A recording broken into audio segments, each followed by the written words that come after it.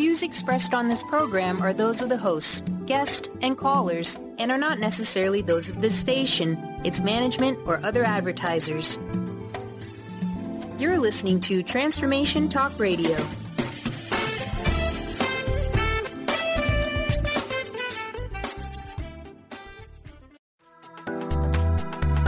This show's audio was via a Skype call.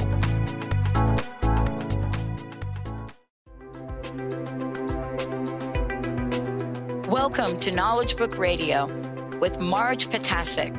Marge was searching for the purpose of her life and the truth that would tie everything together to make sense of what was taught and what was happening on our planet, the fire that was creating all the smoke. Through many experiences, she was finally led to the knowledge book that provided all the answers.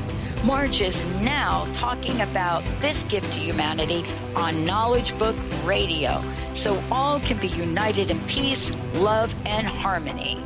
This live call-in show at 1-800-930-2819 is amazing.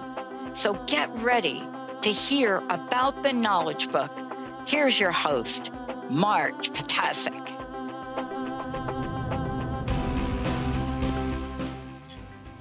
Hello, everyone. I'm Marge Potasic, and you are listening to the Knowledge Book Radio with Marge Potasic on Transformation Talk Radio.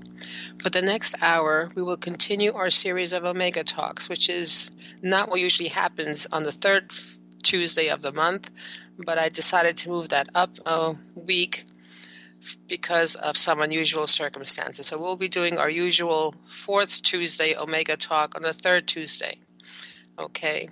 And this Omega Talk is part of a new program that started in 2017.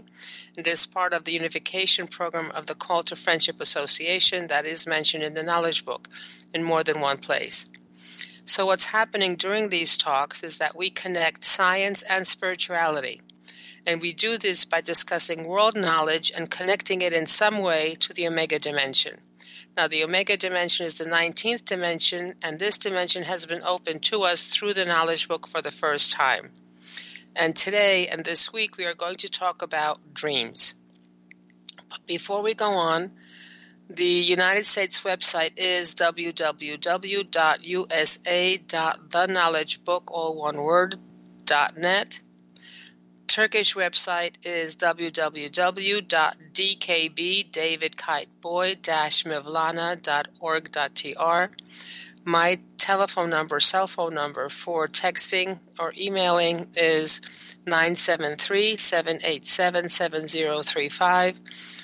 My email address, again, for information about questions or suggestions for topics to be covered or any kind of reactions that you may have, is mmjp99@gmail.com, and that's Mary John Peter 99@gmail.com. The Call to Friendship website, since we're doing this as part of that program, is www.calltofriendship.org, all one word. And there's interesting information about the purpose of this association and what it does and how it does it. And again, please do text me or email me with any questions that arise from today's topic or from any other of the previous shows that we've been covering. Or you have suggestions for any future shows, they are more than welcome. Okay, so we're going to delve right into dreams. Now, dreams, I have several questions. Number one, what are dreams? What happens during the dream? And it is common world knowledge that everyone, except those individuals who have certain specific sleep disorders, we all dream. In fact, some experts in this realm basically say that the reason why we actually sleep is that so that we can dream. And animals that have been tested show signs that they are dreaming because of the eye movements that they make or their physical body movements that they make while they are sleeping. And they show the same kind of signs that humans do when humans dream. The other question I have is, or we have is, what do our dreams actually mean and why do we dream? So the definition of dreams, as far as Wikipedia is concerned, is that a dream is a succession of images, ideas, emotions, and sensations that usually occur involuntarily in the mind during certain stages of sleep. Now, the content and the purpose of dreams is not fully understood, although they have been scientifically studied and have been looked at both in the philosophical and religious dimensions throughout recorded history. And I'm sure all of us have, done a little bit of our own little research into what dreams are, what our own dreams mean, and what the possible consequences is of our dreaming. When we actually look at the physiology of dreams, apparently the sleep cycle repeats itself about an average of 4 to 5 times per night, but can repeat itself as many as 7 times per night. And dreams can occur in any of the 4 stages of sleep. But the most vivid and memorable dreams actually are during the last stage of sleep, which is rapid eye movement, otherwise known as REM, R-E-M. Now, this is called rapid eye movement part because actually during that part of the dream stage, what happens is our eyes are seen to be moving very quickly and randomly, and this is the part where we are most restored, that we are most refreshed, and when our mind is actually being revitalized and our emotions are fine-tuned. In REM sleep, the mind, believe it or not, is just as active as it is during waking hours. So something is going on in our brains that is happening during the day and at night. However, there is a difference, and this difference is a chemical difference, because during the sleep and during dreams, noradrenaline and serotonin are not in the brain, and they're not in the dream state in the brain. Now, what these chemicals, this is noradrenaline and serotonin, this allows chemicals to carry out tasks, solve problems, and remember things. So this is not something that is going on during the dream, but it is happening during waking hours. So why do we dream? And which is it? Do we dream in order to sleep, or do we sleep in order to dream? And even though this question is debatable, researchers do agree that there is a purpose and an importance to dreaming. And all of us go through dreams and experience dreams, even if we may insist that we don't dream because we don't remember our dreams. And of course, there's also a question of, well, are our dreams a doorway to another dimension? And what happens is that dreaming actually allows us to work out many situations that we have encountered during our waking hours and in our physical waking life. Now, what does the knowledge book say about this? Well, as we learned from the knowledge book, dreams are a mechanism whereby our brain power is strengthened. And what happens is that the greater our brain power is, the greater are the energies and the higher are the energies that are able to be distributed to our cells in our body, and therefore the stronger and the healthier we become. And just like in the world dimension, every event that we go through in dreams becomes a means of our evolution and gradual increase in knowledge, energies, and frequencies. Now, these events are provided by the mechanism of influences, which you remember is the 10th dimension, and these energies are provided at each individual's need, capacity, consciousness, and evolution level. And this is the time, even though where we are not maybe ready for the energies of the 6th dimension, we are gradually being engrafted and given energies that from higher dimensions under the protection of the dream and under the protection of the mechanism of influences during our dreams. So what happens when we dream? According to the knowledge book, when we dream, we leave our physical body behind and we start traveling with our astral body to different dimensions where our physical body cannot enter yet. So we actually go into the astral body that is suited for the dimension to which we are going. So if we're going into the 6th dimension during our dream, or the 5th dimension during our dream, or the 7th dimension during our dream, then we are in the astral body that is suited for that dimension. Because a body can only survive in a dimension to which it is able to be accustomed to the energies that are provided by that dimension. So we could also meet people in dreams. We can communicate with those individuals and experience learning events with and through them. So if we dream of family members, we dream of our co-workers, we dream of situations, we're actually meeting those individuals in that astral plane because we're able to connect with each other in that dimension at that time in the astral plane.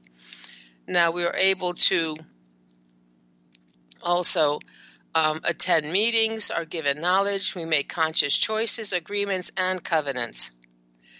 Now, what dreams are remembered? And the knowledge book says that dreams close to the world dimension are remembered like a movie, while the dreams where we are in higher dimensions are forgotten as once we wake up. Missionary staff, meaning those individuals who are actually part of the knowledge book studies, being a council member or flower, coming to the focal point regularly and doing focal point studies, being a member of the totality of 18, and being a member of the flower of the totality of 18. These are the missionary staff, and these individuals are introduced and brought together with different frequencies in magnetic fields that their own particular frequencies cannot reach or enter. However, they are being supervised by the system, they are supervised by the mechanism of influences, and they are always protected. So nothing is given to us before we are ready, and it is suitable for us. Now, what kind of types of dreams are there? So experts believe that dreams can be classified into 10 types of dreams.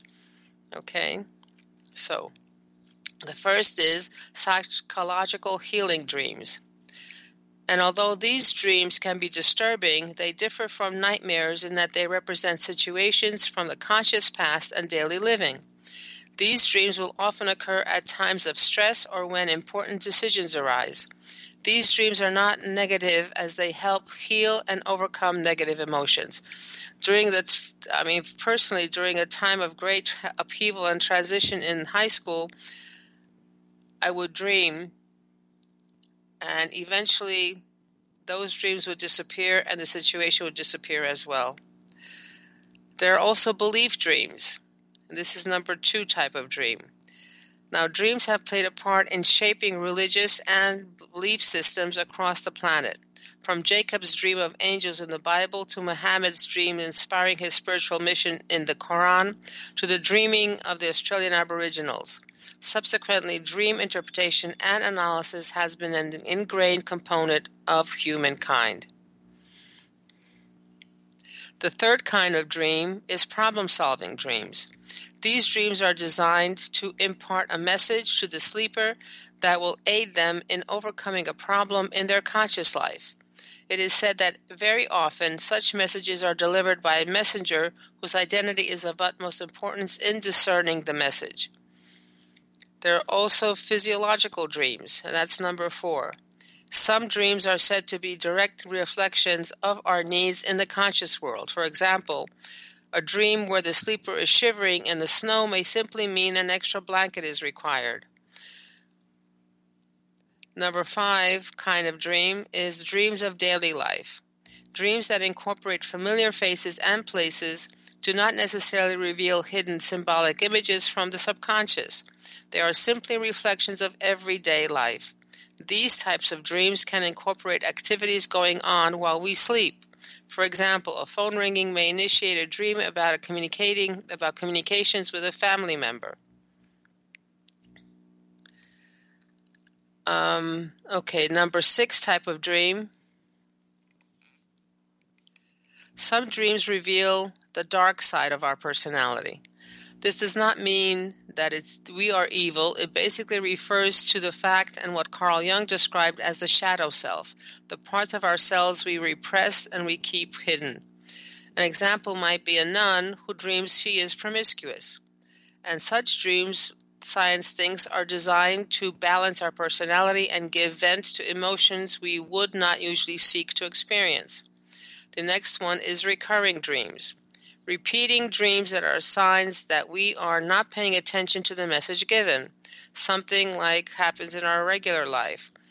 We are faced with a situation to which we have not made the choice that actually meets the criteria of learning the lesson for that situation, so we get the same situation over and over again, escalating as we go along. So the same thing happens in dreams. So if we ignore the message that we get through dreams, that means we can then leads to unresolved issues in our waking lives. The intent of the subconscious in these instances is to find a dream which impacts upon the dreamer in the most beneficial way. The subconscious may have tried numerous other attempts before implementing the dream that will be repeated. The subconscious does this because it believes it has found a means to break through. Thus, repetition is used. So each one of these stages of sleep, or different types of sleep, has its own particular purpose and has its own particular way of manifesting. So we continue with the types of dreams, and number 8 is lucid dreams. Such dreams have been the subject of much research. In these dreams, the sleeper is actually aware that they are sleeping and then they're in the dream state. And the dream is so vivid and it seems so real. However, the events and characters will often be greatly exaggerated. Because the sleeper is aware of dreaming, he or she will often manipulate the outcome so they can make conscious choices to deal with the fear that is presented in a nightmare, to deal with the situation that they are faced, that they have fear about, and they will face that situation, say, boo to the monster that comes and the monster gets chased away, and we are then much stronger when we get up. But it is thought that these are not messages of deep symbolic value. Actually, my personal opinion is that lucid dreaming and lucid dreams are a mechanism as part of the dream channel of the knowledge book, and they actually escalate, and they're a progression in our dream state into higher dimensions. Then, of course, we have number 9, which are psychic dreams, and some people don't believe that psychic, including prophetic dreams, exist. However, what science says that these are explained, the psychic dreams are explained away as merely the subconscious absorbing information from the conscious world and making assumptions about likely behavior. When these behaviors are played out later, the conscious individual perceives they have predicted the future in a dream. However, this does not account for incidents where premonitions of unforeseen natural disasters and death have taken place.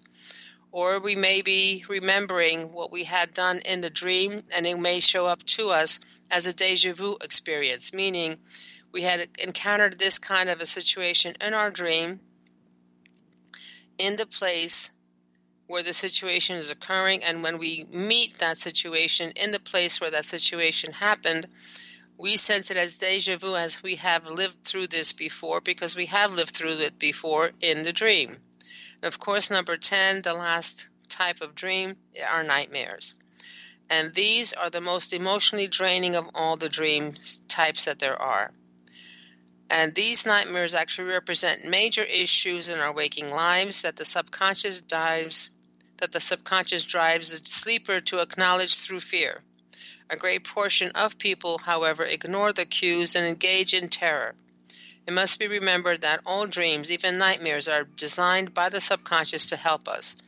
So science basically is saying that dreams are a mechanism by which we somehow deal with our situations in real life, deal with issues such as fear, such as jealousy, such as whatever it is that we're facing at that particular point in time.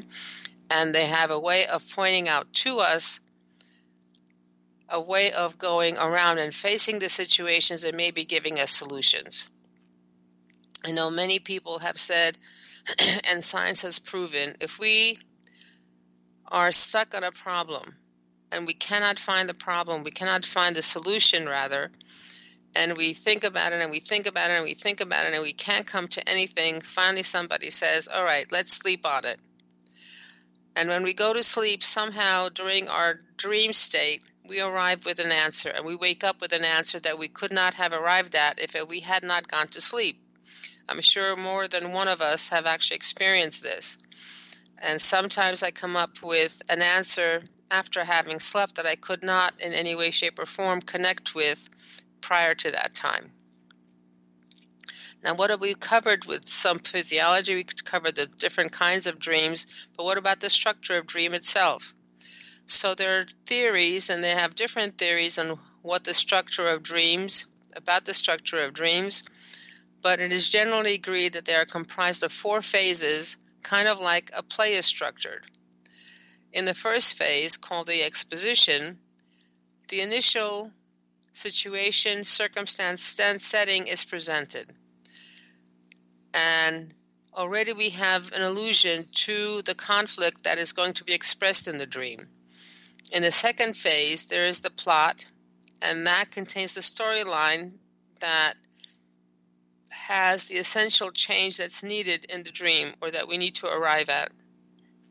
And this, of course, goes to and paves the way for the third phase, which is the culmination. And in this phase, the important things take place. Weave the dream towards closure, which is, of course, the fourth phase. So there's a specific dream structure that we go through, and again, it's like a play. First, when a play starts, when a story starts, they have to give you the setting, who the characters are, where the characters are, what they're doing, basic outline. Any TV show, any movie, any book actually gives you the exposition initially. Then the plot is introduced, the situation is introduced, and then, of course, the culmination, the end, and the climax or the end, the moral of the whole dream is given.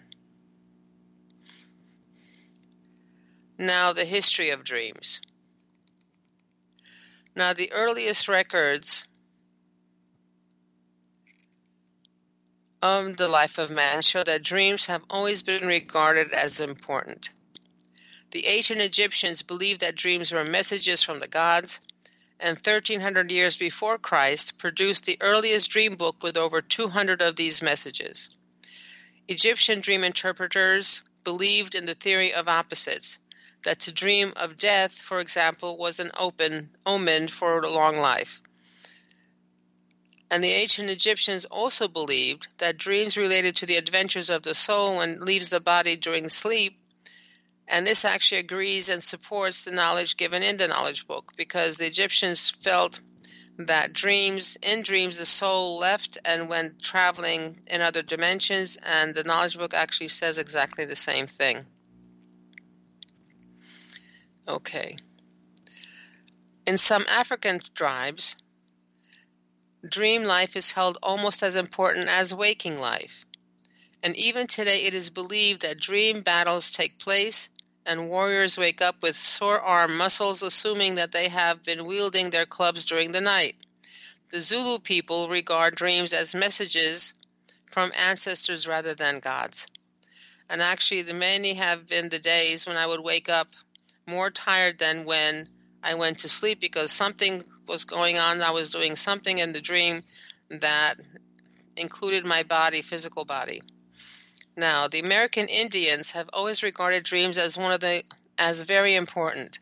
So after a boy was initiated, those boys with very rich dream life, who can then come back and talk about those dreams in detail, these people were regarded as very wise individuals and very valuable to the tribe.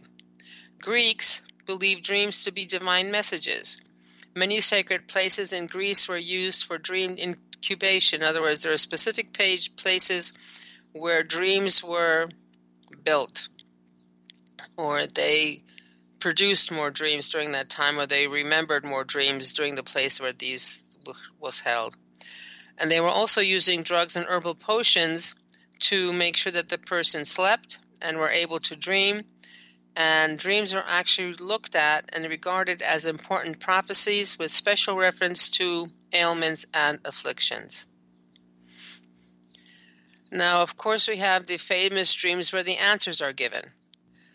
We know now that the benzene molecule is actually a circular molecule, and the discoverer of the benzene molecule being in circular form was Friedrich August Kekulé von Stradonitz, and he was a very remarkable figure in the history of chemistry, specifically organic chemistry.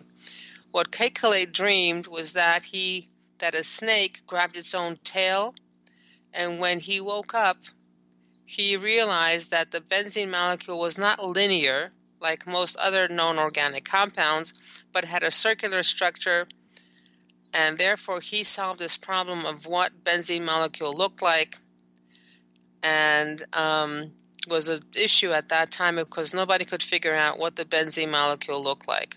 They expected it to be in a linear form, however, it was a circular form. Of course, we've heard about Albert Einstein. I think mostly all of us have heard about Albert Einstein, and he's a very famous scientist of all time. And he produced one of the most famous theories because of a dream. Of course, most of us know the famous formula E equals mc squared, meaning energy equals mass times the speed of light multiplied by itself, which is the equation for the theory of relativity. And all of us associate this formula with Albert Einstein. And this theory, among other things, asserts that time travel is possible when energy and mass are equivalent and transmutable. So when energy changes to mass and mass changes into energy, that's when you can travel in time. Now, I certainly didn't know the fact that Einstein was able to put forth this theory because he had a dream. And in the dream, he was hurtling down a mountainside going faster and faster. And when he started to approach the speed of light, he looked to the sky and saw the stars were altered in appearance. Because we know that according to this theory, the faster you go, time slows down and objects change in appearance. Okay. Now, there's also the dream that Abraham Lincoln had just before he died, like a couple of days before he died. Now, Abraham Lincoln was very much a believer of the worth of the subconscious. He often claimed to have been given dreams of major significance in his life as well as his political career. And ironically enough, President Lincoln had one of these very important dreams just before he was assassinated. He told his dream to his wife just days before his death. And what he dreamed was that there was a corpse that was being guarded in the White House. And when he asked the soldier who had died, the soldier replied, "It is the president." So he basically knew that he was dying or was going to die. And of course, there's the famous sewing machine dream of Elias Howe. He wanted to build a machine that could be used for sewing. Now, what he wanted to do, his concept was to have a needle that's attached to a machine that would go through the material.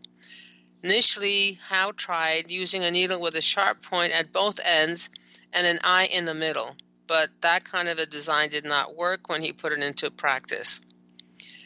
Howe could not quite link the entire project into a working model until one day he had a dream. And in the dream, Howe saw himself being taken prisoner by a group of savages. He watched as these men danced around him with spears and noticed that each native spear had a hole near the top.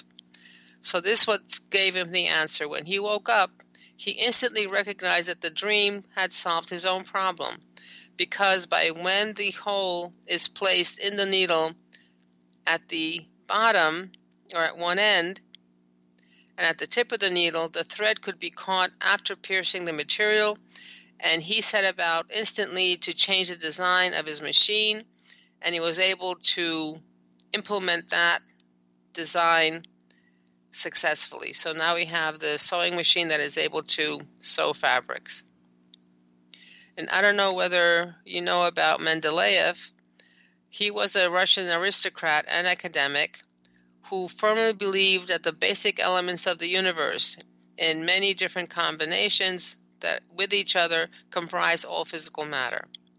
However, he himself could not understand, could not comprehend, or explain what seemed to be these random properties of the building blocks until he took a nap one day while vacationing with his family.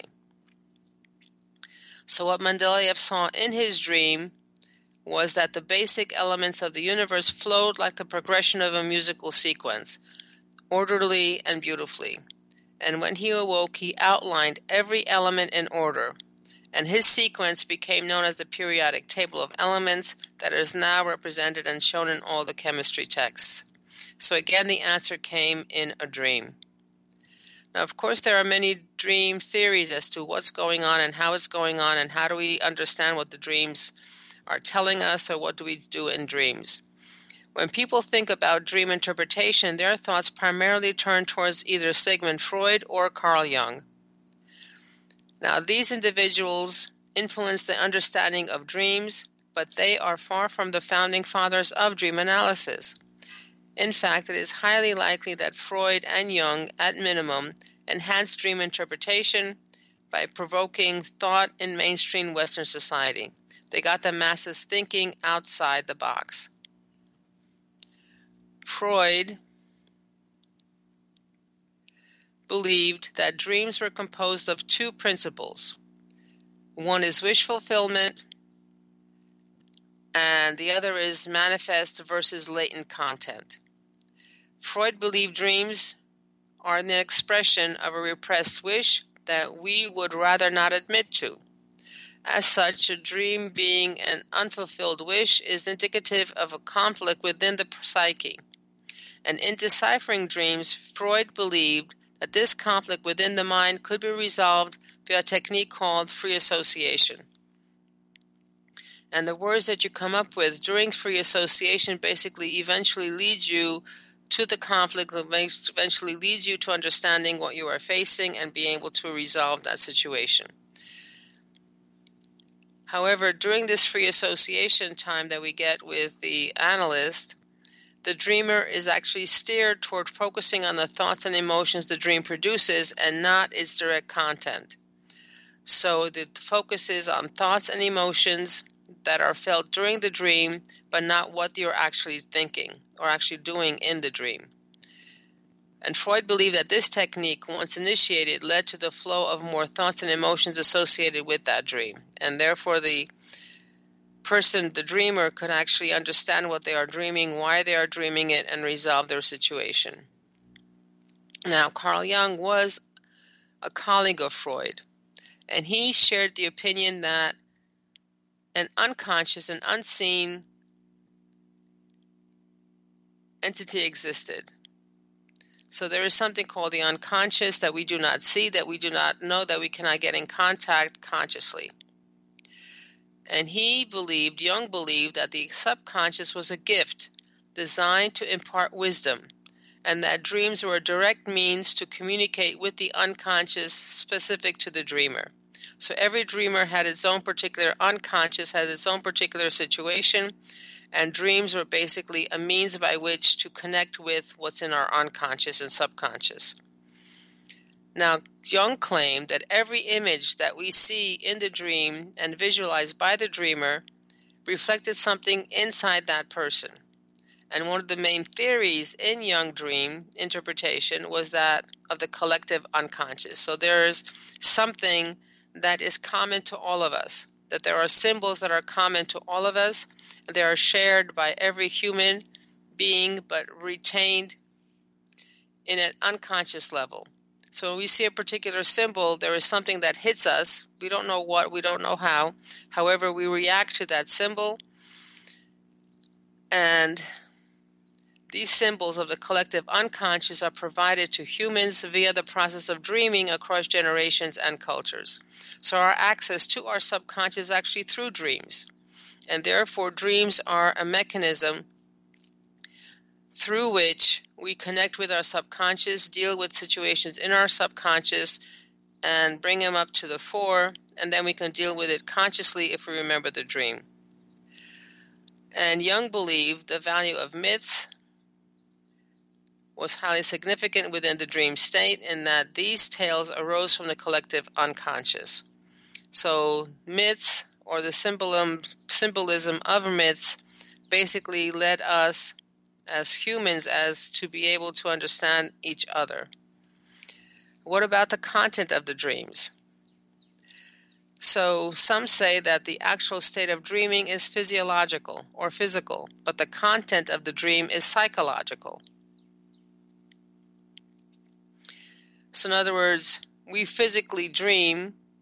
However, what we dream depends on our psychology, on what our current situation is. Dreams are thought to be the product of the dreamer's unconscious mind in collaboration with the conscious experience. So something that we go through during life, experience that we go through during life, may have triggered something in our subconscious, and through the dream state, we are able then to deal with that subconscious that was hit and brought to the conscious level. And images that we see in our dreams are basically symbols. They don't represent actual beings or actual things, but they are symbols for something else. And these symbols that we see are basically personal, and they represent that individual's waking life. So what we see in dreams is a reflection of our current life. But some images are not the result of the individual's personal knowledge base. They are called archetypal images. So some symbols go across different nationalities, go across different states, and are closer in line with what Carl Jung experiences. And archetypal images, as far as Carl Jung is concerned, are explained that they are images that are from the collective knowledge of all mankind, rather than from an individual knowledge base. The images are a sort of timeless database of symbols that mankind is able to recognize throughout the time periods, all time periods. And an archetype is not a specific image or motif, but variations of the images and motifs that are found in mythology. So the stories and the myths that we know about are basically a culmination or a collection of all the various subtypes and archetypes that are in each individual. Archetypal images in Jung's theory are associated with very deep emotional issues, whereas the typical dream images addresses current waking emotions. So again, what we are going through in life is what we're going through in dreams, and dreams allow, as far as world knowledge is concerned, for us to be able to connect with our unconscious, to be able to deal with situations that we're going through that the unconscious has been affected by, and be able to resolve them in our conscious state. Now, dream symbols are the images that are featured in a dream. Now, these images could be a building, could be a relative, an animal, a train, whatever, or water. Dreams can also be interpreted in a literal sense with the symbol representing itself. However, most symbols are metaphorical. And symbols point to the emotions and instincts of reality. They do not lie or deceive. They have no direct fixed meaning and are unique to the dreamer. So a symbol can only be interpreted by the person who's actually dreaming it, because it is meaningful only because it is connected to their own subconscious. Now, did you know there are some interesting things about dreams? Every adult, no matter how much they proclaim that they never dream, they dream every night for a total between 1.5 to 3 hours. That's minimum. And the quality of the dreams that they have depends, at least in part, on the stage of sleep in which the dreams occur. When the dream occurs in REM state, then they tend to be more bizarre and detailed and have a storyline. However, dreams in stages 1 and 2 are simpler and shorter. And deep sleep dreams tend to be diffused and may be about nothing more than a color or an emotion. Now, people who are born blind have no visual imagery in their dreams, but what they do experience is a higher sense of taste, touch, and smell. And those individuals who become blind or become sightless between the ages 5 and 7, they may have visual images in their dreams, but those who lose their vision after age 7 continue to see in their dreams, though their images tend to fade as they do grow older. So if you are able to dream and you dream visually, that's connected to the fact that you actually see during real life.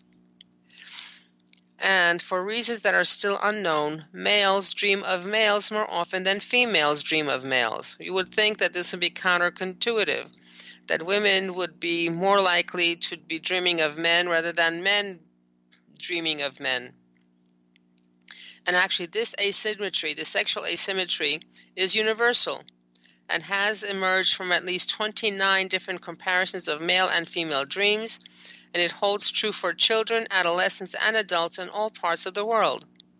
When deprived of dreams, individuals become irritable and disoriented. They hallucinate, and they show signs of psychosis. Actually, sleep deprivation is a torture technique because this has such a profound effect on our bodies, on our overall sense as a human being, and our overall health as a human being.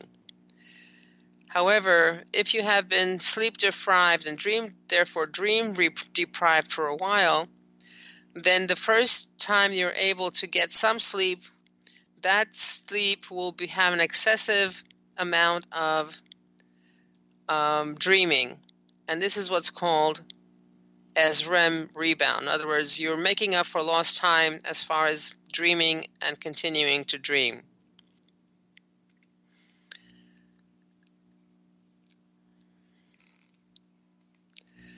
There is also some other things. Research shows that dreams once thought to only occur during REM sleep also occur, but to a lesser extent, in non-REM sleep as well, suggesting that we may be engaged in dreams the entire time we are asleep. So we may be going through different phases of different stages, however, we may be dreaming throughout the entire time that we are asleep. And there are certain type of eye movements during REM sleep that corresponds to specific movements in dreams. And this suggests that at least a part of the dreaming process is analogous to watching TV. In other words, we are seeing something projected on a screen, and we can see it as a movie or something that we are watching. Researchers think that, apart from dolphins, all mammals dream. And by the time that we die, most of us will have spent a quarter of a century asleep. That's 25 years, of which 6 years or more will have been spent dreaming, or maybe all of which have been spent dreaming, based on the fact that some people think that you dream the entire time that you are asleep. However, almost all of the dreams are forgotten once we wake up. So some other facts did you know? Modern studies show that children have more animal dreams than adults. The animal figures that occurred most frequently are dogs, horses, cats, snakes, bears, lions, and mythical creatures or monsters. The average person has about 1,460 dreams a year, and that's about 4 per night. Falling dreams typically occur at the beginning of the night in stage 1 sleep, and these dreams are usually accompanied by muscle spasms called myoclonic jerks and are common in many mammals as well.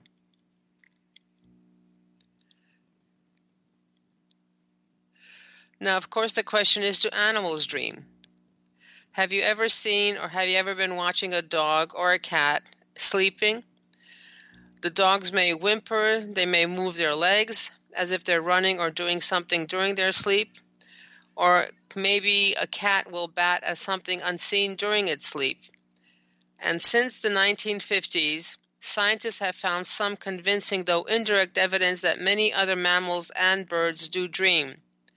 And after identifying REM sleep in humans, scientists also began to study it in animals.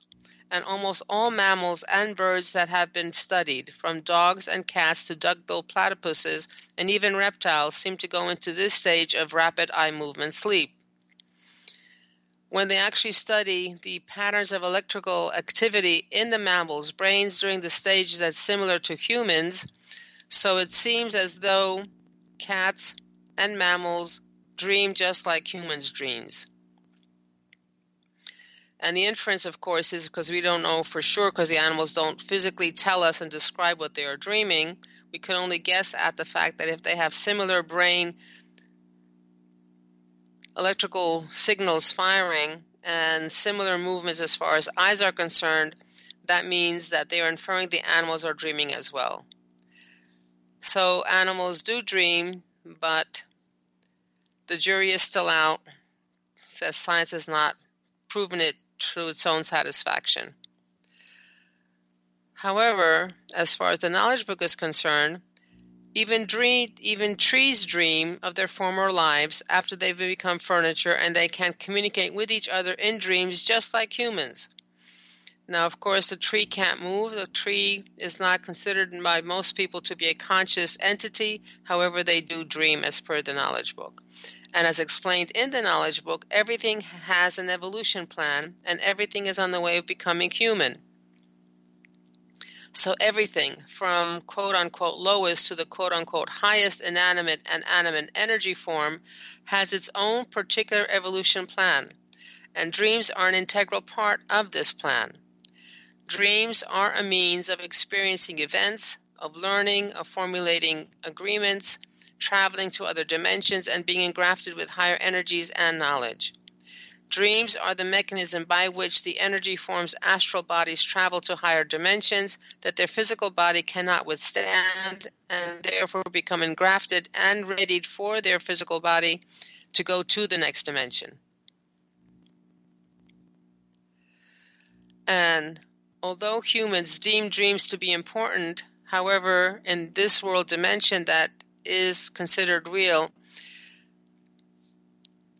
so basically what we consider normal is that the dreams are an illusion, that the dreams are unreal, that the dreams are just out there, and the only real thing is our reality once we wake up.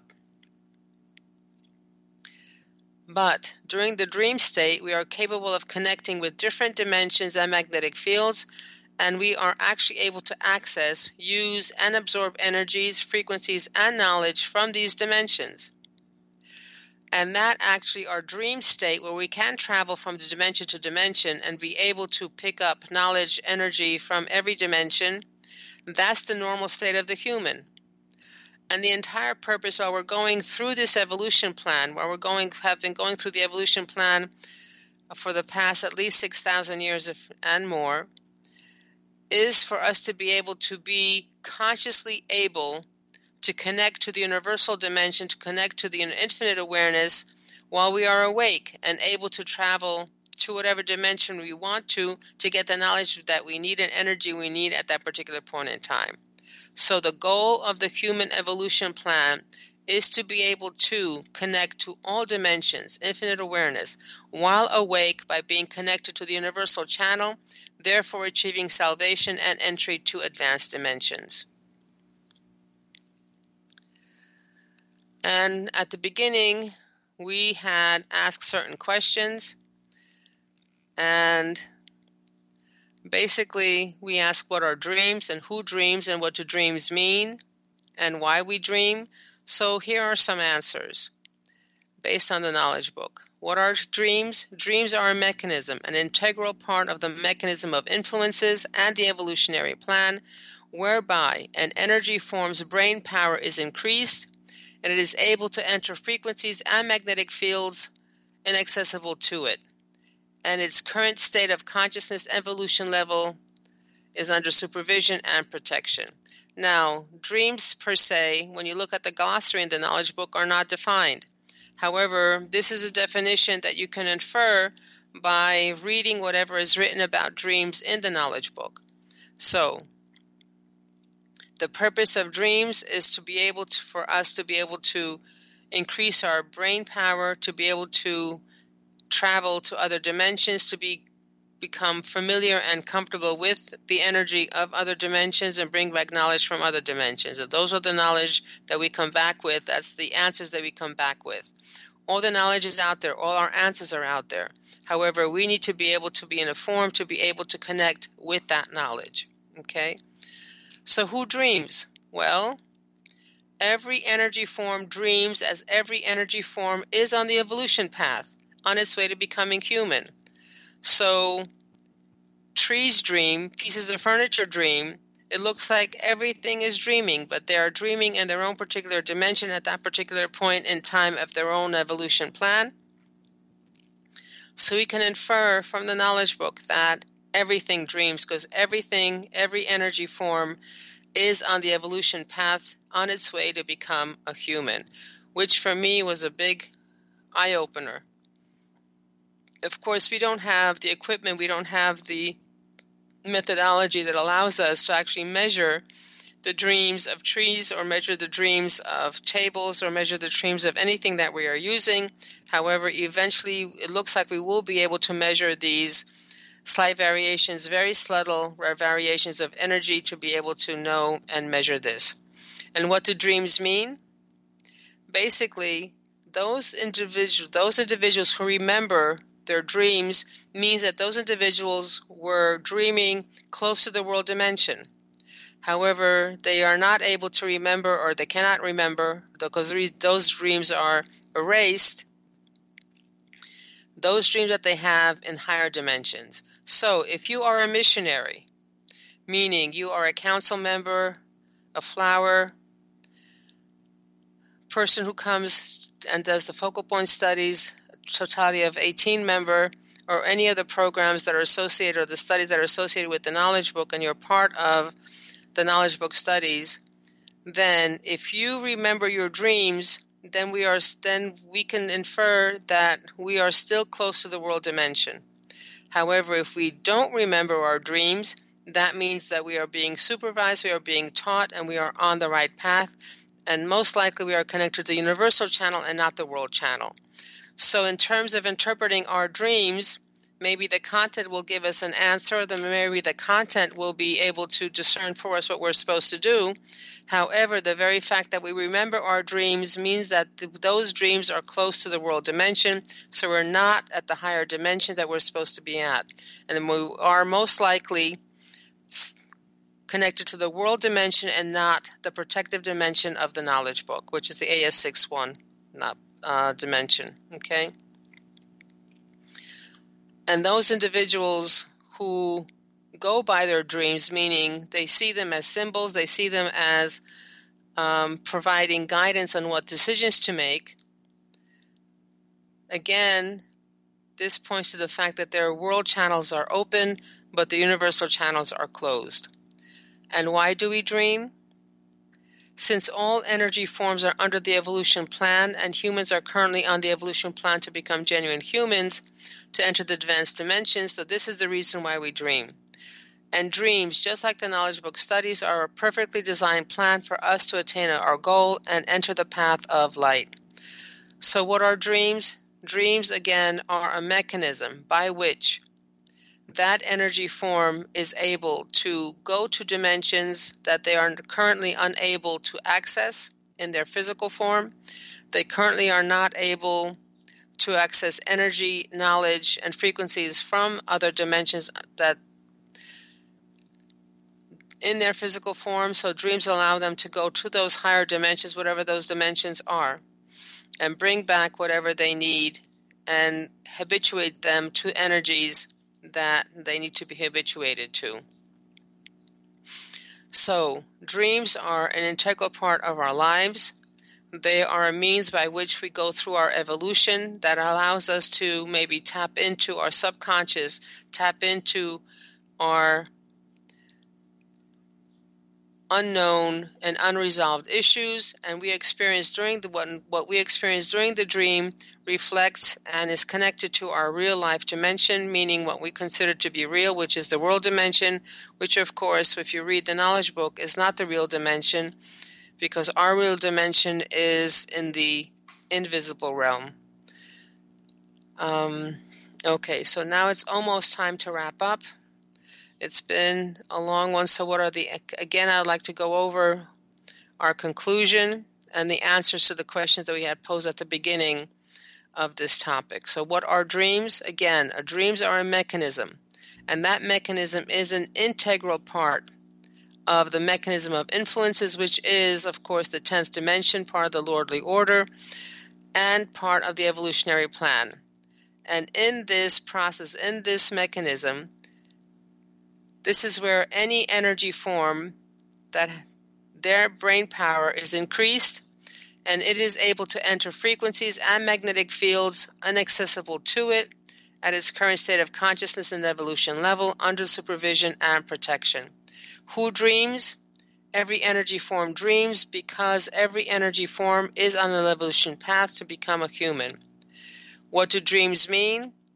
Basically, if you remember your dreams, that means you're dreaming close to the world dimension, which means you're not on the right path, while those individuals who forget all their dreams are actually being connected to higher dimensions, are being taught and supervised, and they're on the right path. And why do we dream? We dream to evolve. And this is the end of the program. We didn't have time to take a break this time.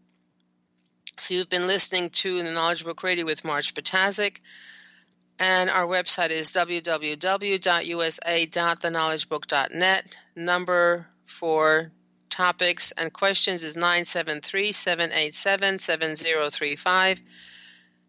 And we will see you next week. Take care. Bye-bye. You've been listening to Knowledge Book Radio with Marge Patazik. Marge was led to the Knowledge Book, a gift to humanity, and its time of transition to the Golden Age that provided the truth and energies and frequencies. Now, she shares information from and answers questions about the Knowledge Book with you each Tuesday at 1 p.m. Pacific, 4 p.m. Eastern on TransformationTalkRadio.com. For more information, visit Marge at usa.theknowledgebook.net.